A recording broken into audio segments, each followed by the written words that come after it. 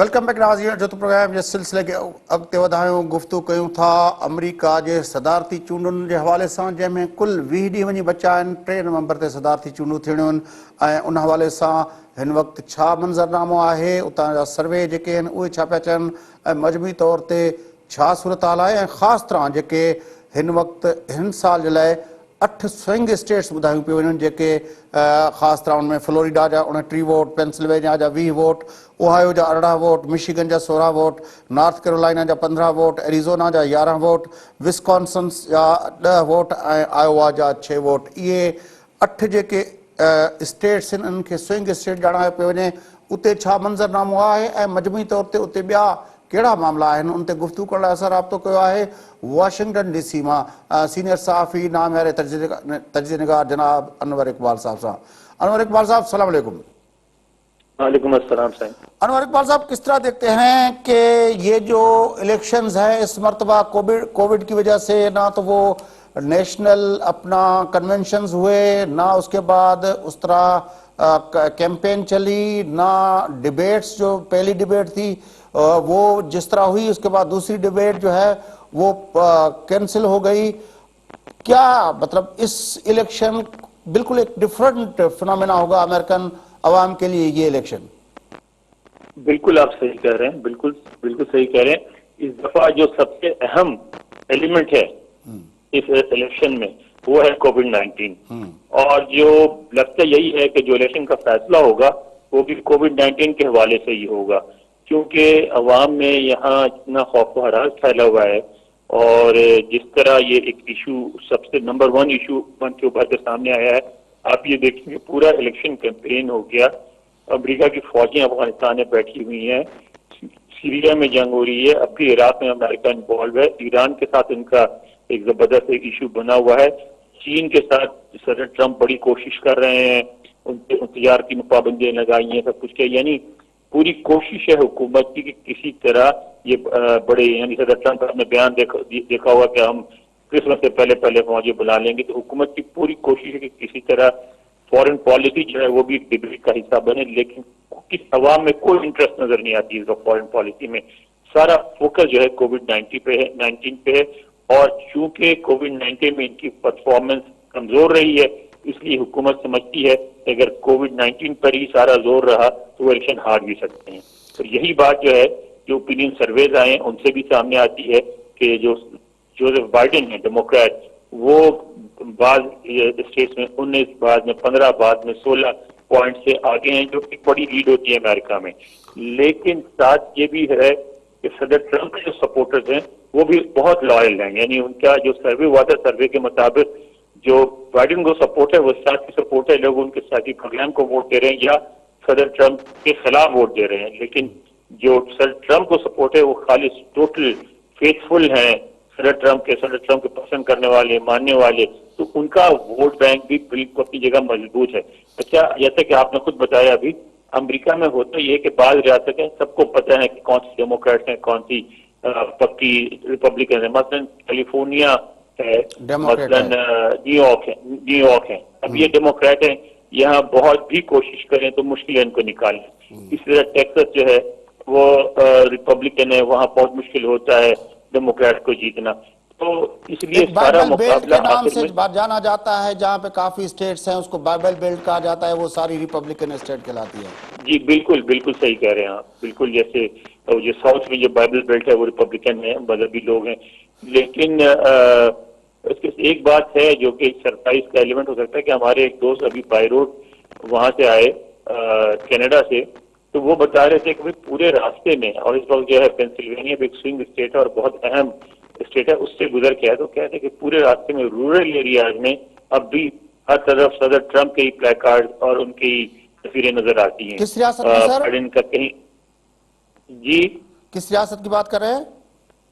2-3 रियासतों से गुजरे वो, तो वो कह रहे थे कि रूरल एरियाज जो है ना, रूरल एरियाज में अब भी सदर ट्रंप की जो तस्वीरें हैं वो डोमिनेट करती हैं।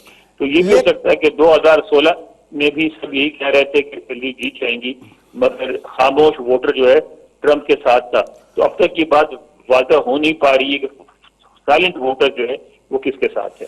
लेकिन इस मर्तबा जो है जिस तरह ट्रंप साहब का वोटर जिस तरह आप लायल कह रहे हैं और उस वो मुतहरिक भी है, ब्लैक लाइफ मैटर्स के नाम से जो कैंपेन शुरू हुई या जो बर्नी सैंडर्स और एलिजाबेथ वॉरेन के नाम के जो लेफ्ट के या मोस्ट लिबरल और उस तरह के जो अपना वो थे, वो भी इस मर्तबा ट्रंप के 4 साल दौर के बाद वो काफी एक्टिव नजर आए हैं। आपको लगता है कि इस मर्तबा जो डेमोक्रेट है वोटर है, वो जो पिछले मर्तबा शायद उसने सुस्ती दिखाई थी उन सर्वेस की वजह से, शायद वो अब इस मर्तबा वो गलती न करें? बिल्कुल आप कह रहे हैं। असल में ना सिर्फ ये कि उन्होंने सुस्ती दिखाई थी उसके पोलिंग जो सर्वे थे उनकी वजह से, बल्कि इस वजह से भी कि उनमें से बहुत सारे जो लिबरल और लेफ्ट लीनिंग वोटर्स थे वो हिलरी क्लिंटन को पसंद नहीं करते थे। इस दफा उन्होंने रियलाइज किया कि वो पसंद करें ना करें, अगर वो वोट नहीं देंगे फिर सदर ट्रंप जो है वो जीत जाएंगे, दोबारा मुंतखब हो जाएंगे। तो वक्त तो यही की जा रही है कि लिबरल और जो अफ्रीकन अमेरिकन कम्युनिटी है और जो इमिग्रेंट्स हैं उनकी बड़ी तादाद वोट डालेगी। मगर साथ ही ये भी आप ध्यान में रखें कि ये जो इस तरह की इश्यूज होती हैं दो धारी तलवार होती हैं, दोनों तरफ काट करती हैं। एक तरफ जो ये पॉलिसीज हैं जिससे ब्लैक लाइव्स मैटर का जो सारे प्रोटेस्ट हुए, सारा जलसा जुलूस हुआ, उससे एक तरफ तो लिबरल और लेफ्ट लीनिंग वोटर जो है वो मोटिवेट हुए हैं, लेकिन दूसरी तरफ राइट विंग भी मोटिवेट हुआ है। जो राइट विंग में जिसको माय वॉइस कहा ट्रंप साहब ने कि स्टैंड विद मी। जी जी जी जी बिल्कुल बिल्कुल बिल्कुल। वो उनमें आपको पता है कि उनमें से बहुत से लोगों ने इसलिए सदर ट्रंप को वोट दिया था कि वो एक अफ्रीकन अमेरिकन के सदर बनने से नाखुश थे। तो इस दफा उनको फिर क्या लगता है, वो कहते हैं कि सदर ट्रंप इसलिए बार बार जो बाइडेन के एज की बात करते हैं, बाइडेन की बीमारी की बात करते हैं, वो इसलिए कि वो सटल तरीके से खुल के ये नहीं कर सकते कि रेसिज्म का चार्ज लग जाएगा उन पे और वो उसमें तो डिस्क्वालीफाई भी हो सकते हैं, तो वो खुल के तो नहीं कह सकते, लेकिन वो ये बार बार ये खौफ उजागर कर रहे हैं कि देखो ये बूढ़ा आदमी है, अगर ये माजूर हो गया और मर गया तो एक दफा फिर एक काली औरत सदर बन जाएगी मुल्क की। तो उसकी वजह से जो है ना वो भी मोटिवेट हो रहे हैं। तो मुकाबला जो है जैसे जैसे इलेक्शन करीब आते जा रहे हैं, मुकाबला सख्त से सख्त होता जा रहा है। एरिजोना जॉन मैकेन की रियासत वो भी अपना स्विंग स्टेट बन गई। अनवर इकबाल साहब, ये काफी हैरत अंगेज चीज नहीं है? बिल्कुल है, बिल्कुल हैरत अंगेज है एरिजोना जैसी स्टेट का स्विंग स्टेट बन जाना, इसलिए कि वो तो बिल्कुल जैसे सॉलिड रिपब्लिकन स्टेट है, लेकिन वहां भी तब्दीली आई सोच में और कई जगहों पे आ रही है सब तब्दीली। इस दफा असल में सदर ट्रंप के जो 4 साल हैं उसमें बहुत से लोग जो हैं वो उनके एजेंडे से, उनकी जो एक पूरा एक राइट विंग उनका जो प्रोग्राम है उससे तंग पड़े हैं और इसलिए चूंकि इलेक्शन इतना क्लोज हो गया है, कंटेस्ट इतना क्लोज हो गया, इसलिए बहुत सारे वो वोटर्स जिनकी कोई अहमियत नहीं थी अब उनकी भी अहमियत हो गई। आपने देखा कि बाकायदा बाइडेन ने प्रोग्राम रिकॉर्ड करा के मुसलमानों के लिए कोई खास मैसेज दिया, इसमें कश्मीर और दूसरी चीजों का जिक्र, फलस्तीन का जिक्र किया। उसकी वजह यह है कि मसलन मिशिगन जो है, मिशिगन स्टेट पिछले इलेक्शन में लूज किया था डेमोक्रेट्स ने, जो कि सॉलिड उनकी स्टेट थी और उसमें से 11,000 वोटों से हारे थे। तो वहाँ 2.5 लाख मुसलमान हैं वोटर्स हैं मिशिगन में, तो वो अगर वोट एक तरफ डाल देते हैं बहुत फर्क पड़ जाएगा। तो इसलिए इस इलेक्शन में एक एक वोट जो है वो काउंट करता है। लेकिन मिशिगन में इस मरतबा जो सर्वेज आए हैं तो उसमें तो अच्छी पोजीशन है अपना बाइडेन की। सर्वे तो यही कहते हैं, सर्वे तो यही कह रहे हैं, आप बिल्कुल सही कह रहे हैं, लेकिन 2016 के तजर्बे की वजह से मीडिया भी यहाँ का बहुत ज्यादा सर्वेस को ट्रस्ट नहीं कर रहा है। हर जो रिपोर्ट होती है उसमें साथ ये मेंशन करते हैं कि 2016 में सारी सर्वेस गलत साबित हुई थी। लेकिन मिशिगन में तो अभी 49% पे बाइडेन खड़े हुए हैं, 37 पे ट्रंप खड़े हैं, गैप बहुत बड़ा दिखाया जा रहा है। लग तो यही रहा है, आप सही कह रहे हैं, ज्यादातर जगहों पे डबल डिजिट गैप है, ज्यादातर जगहों डबल डिजिट गैप है और जिसकी वजह से लोग ये कह रहे हैं कि बाइडेन के जीतने के चांसेस काफी रोशन है। मगर आपको ये भी पता है अच्छी तरह कि जो ये जो कार्ड होता है मजहब का और तासुब का, वो इतनी आसानी से जायल नहीं होता। आपने हमारे यहाँ भी हमने तजर्बा किया है, तो वो जो कार्ड है उसको शिकस्त देना कोई आसान काम नहीं होगा। Florida, Pennsylvania, Michigan, north Carolina, Arizona, Wisconsin, ये 6 रियासतें हैं जो स्विंग स्टेट्स हैं। उस सर्वे कह रहे हैं कि ये बाइडन उनमें काफी अच्छी पोजीशन में है, जबकि ओहायो और आयोवा जो 2 रियासतें हैं उसके बारे में कहा जा रहा है कि वो शायद ट्रंप की तरफ जाएंगे। 8 स्विंग स्टेट्स इस मर्तबा सर्वे दिखा रहे हैं। लेकिन आपको मालूम है कि ये भी कहा जाता है कि अमूमन ओहायो जिधर जाती है वो जीत जाता है जी, ये भी यहाँ कहा जाता है अमेरिका में। यस। तो ये देखिए क्या होता है स्विंग स्टेट्स में, जिस तरह सर्वेस कह रहे हैं उस तरह ही होता है या फिर सरप्राइज होता है। इस दफा असल में 2016 की जैसे कोई भी खुल के पेशगोई करने को तैयार नहीं है, सारे बहुत एहतियात बरत रहे हैं। लेकिन आपको याद होगा कि 2000 के इलेक्शन में फैसला फ्लोरिडा ने किया था, जो लास्ट उसमें अलगोर साहब और जो फ्लोरिडा अगर न जाती अपना बुश की तरफ और वहां पे कंट्रोवर्सी भी हुई थी, तो उस वक्त फैसला कुन जो मामला था वो फ्लोरिडा पे आके अटका था। वो आप बात कर रहे हैं अलगोर वाले इलेक्शन? जी जी हाँ बिल्कुल, उसमें आके पता था वो जो, और वो भी टेक्निकल बुनियाद पे हुआ था कि वो जो चंद बोर्ड थे वो उसमें सही पंचिंग हुई थी या नहीं हुई थी, इसी पे सारी बहस थी।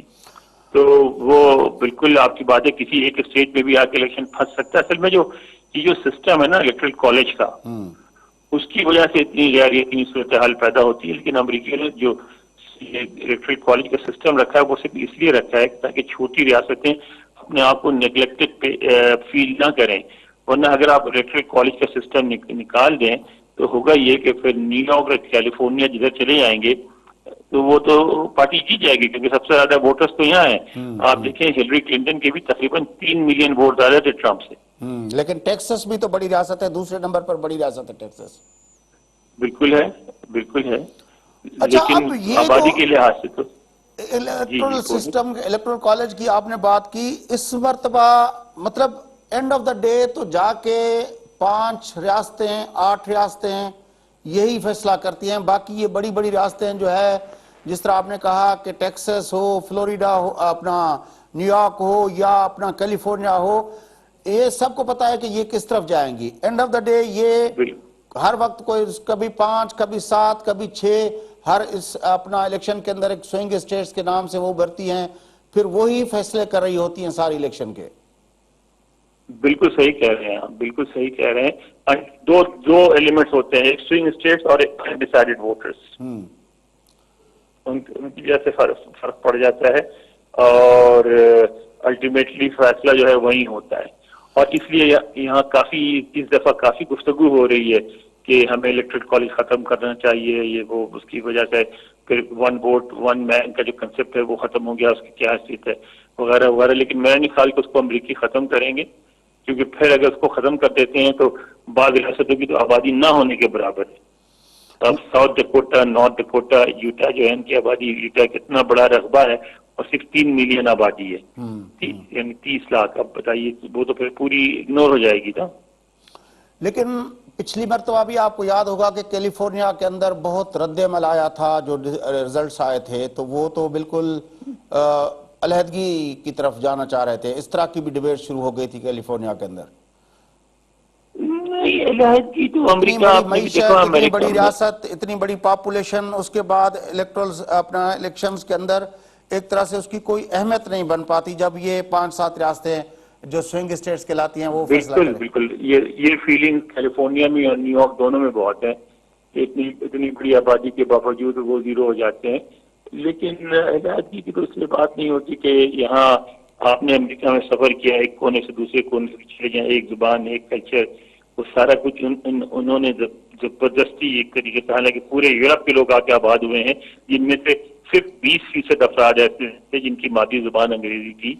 मगर अब तो अंग्रेजी डोमिनेंट लैंग्वेज हो गई है और उनकी मादरी जुबान है, और अब वो तो इस तरह की कोई अच्छा अनवर इकबाल साहब, जो पहली डिबेट हुई उसमें जो दोनों ने जिस तरह परफॉर्म किया, उस पर जिस तरह तनकीद हुई, अब जो ब्लैक लाइफ मैटर्स उधर से जो है वो अपना उसके गुड बॉयज जो है वो अपना इसके ट्रम्प साहब के रेसिस्ट सुप्रीमेसी में बिलीव करने वाले, इसके अलावा क्या इश्यूज हैं जिस पे बात हो रही है? क्योंकि डिबेट्स तो हो नहीं रही, ना रैलीज हो रही है। कोविड-19 नंबर 1 है, 90% गुफ्तगू उसी के बारे में होती है। उसके बाद नंबर 2 है ब्लैक लाइव मैटर, उस पे गुफ्तगू होती है। नंबर 3 जो है वो खुद सदर ट्रंप है, उस पे गुफ्तगू होती है कि क्या ये मेंटली फिट है, फिजिकली फिट है या नहीं है, इस पे बहुत बहस हो रही है। अच्छा, और उसको काउंटर कर रहे हैं सदर ट्रंप ये सवाल उठा के कि क्या बाइडेन मेंटली फिट है या नहीं। यानी इस वक्त 3 बड़े इशू में से सदर ट्रंप की शख्सियत, ब्लैक लाइव मैटर और कोविड-19 है। मतलब वो जो पहले होता था कि औरतों को वेजेस उनके बराबर होने चाहिए, स्टूडेंट्स लोन के ऊपर, सोशल सिक्योरिटी के ऊपर, ओबामा के हेल्थ केयर के ऊपर, ये जो डिबेट्स होती थी वो सारी अब पसे पर्दा चली गई है। हाँ बिल्कुल, इस सारी डिबेट कोविड-19 के हवाले से हो रही है, बाकी इश्यूज दब गए हैं। बिल्कुल सही कह रहे हैं आप। बड़ी मेहरबानी अनवर इकबाल साहब, आपने हमें ज्वाइन किया। नाज़रीन, वाशिंगटन DC में सीनियर सहाफ़ी नायब तर्जनिगार अनवर इकबाल साहब सां गॾु हुआ। चूंडुनि जे हवाले सां गुफ्तगू तव्हां ॿुधी। इन सां गॾु प्रोग्राम जो वक़्तु पूरो थियो थो। पंहिंजे मेज़बान फयाज़ राज खे इजाज़त ॾींदा।